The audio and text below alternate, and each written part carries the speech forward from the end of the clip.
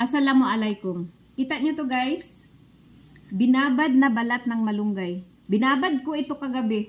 Kung mayroon kayong mga insomnia, hindi kayo makakatulog sa gabi, then kumukurap-kurap yung mata nyo, tapos nangangating katawan nyo, pang tumaas yung blood sugar nyo, ito, balat ng malunggay.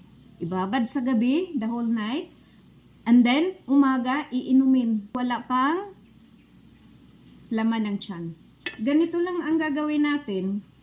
Kukunin yung balat ng malunggay and then ibabad. Ito ang resulta. Hindi lang sa dahon na may benefit na makukuha tayo, kundi pati sa mga branches at sa mga balat-balat. Ang balat ng malunggay guys is marami talagang vitamins and minerals. Kaya napakaganda sa ating katawan. No side effect, all natural.